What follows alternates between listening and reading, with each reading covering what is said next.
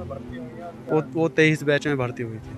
कौन से पद पे हैं? वो एसआई के पद पे तैनात हैं। अच्छा, चलिए अब मतलब कि हमारा रिलेशन था 2016 से, उसके बाद में हमने पढ़ाया लिखा अपना उसको सपोर्ट किया। उसका फिर सिलेक्शन हो गया 2023 में। उससे पहले हमने कोर्ट मैरिज की थी, जिस कारण उसको सर्विस उसको बरेली में मिली। बरेली में पोस्टिंग होने के बाद में करीब 17-18 महीने से मेरे यहाँ आना जाना नहीं है, और मेरे प्रति उसने झूठा मुकदमा लगाया, झूठ दहेज का। मिली कामयाबी तो रिश्ते भूल गए वो, जैसे तारों को जमीन का एहसास न रहा। जी हाँ, प्यार, भरोसा, त्याग और फिर आरोपों की आग। हापुड़ से सामने आई ये कहानी सिर्फ एक पति पत्नी का विवाद नहीं, बल्कि समाज से सवाल है, क्या वर्दी पहनते ही रिश्ते उतर जाते हैं? एक तरफ रोते हुए पति का दावा कि जिसे मैंने पढ़ाया उसी ने मुझे अपराधी बना दिया, तो वहीं दूसरी तरफ महिला दरोगा का आरोप ये कि दहेज और जुल्म से बचाने के लिए एफआईआर ही आखिरी रास्ता था। दरअसल हापुड़ के पिलखुआ कोतवाली क्षेत्र के ग्राम पूठा निवासी गुलशन कुमार आज हाथों में कागज, आंखों में आंसू और चेहरे पर टूटी हुई उम्मीद लेकर सीधे एसपी ऑफिस पहुंचे।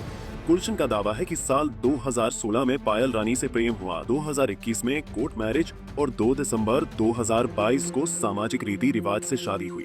गुलशन का कहना है कि उसने पायल से कभी दहेज नहीं लिया, बल्कि अपने ही परिवार से लड़कर उसे पढ़ने लिखने और आगे बढ़ने की आजादी दी।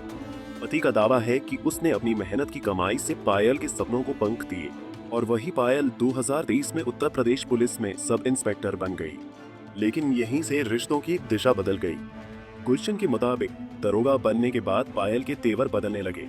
पहले मुलाकातें कम हुई, फिर बातचीत बंद हुई, और आखिरकार उसी पत्नी ने पति और पूरे परिवार के खिलाफ दहेज उत्पीड़न की एफआईआर दर्ज करा दी। गुलशन का कहना है, जिस शादी में 1 रुपया दहेज नहीं लिया, आज उसी शादी को दहेज का नाम दिया जा रहा है। चलिए अब मतलब कि हमारा रिलेशन था 2016 से, उसके बाद में हमने पढ़ाया लिखा अपना उसको सपोर्ट किया।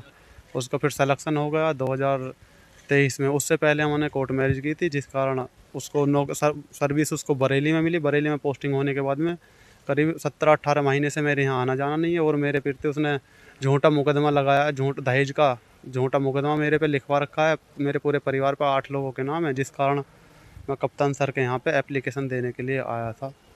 वो मैं अपनी एप्लीकेशन दे चुका हूँ। कौन सी उसमें भर्ती हुई हैं और वो 23 बैच में भर्ती हुई थी। कौन से पद पे हैं?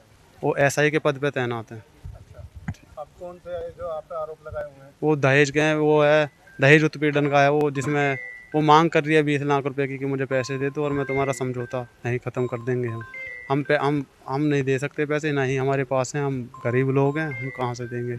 हम खुद पढ़ाई करने लगे हैं अब। तो ठीक है। शादी के बाद आप वहीं दूसरी तरफ दारोगा पायल रानी के आरोप और भी गंभीर हैं। पायल का आरोप है कि शादी में उसके पिता ने 48 जोड़ी कपड़े, सोने चांदी के जेवर और करीब 10 लाख रुपए खर्च किए। इसके बावजूद ससुराल पक्ष की तरफ से 10 लाख रुपए और एक कार की मांग की गई।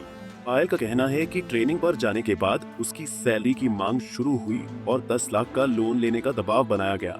पायल के अनुसार उसने लोन लेकर रकम भी दी, लेकिन इसके बाद भी मारपीट, गाली गलौज और तेजाब डालने तक की धमकियां मिली। चरित्र हनन की धमकी देकर नौकरी छिनवाने की बात कही गई, जिससे परेशान होकर उसे एफआईआर दर्ज करानी पड़ी।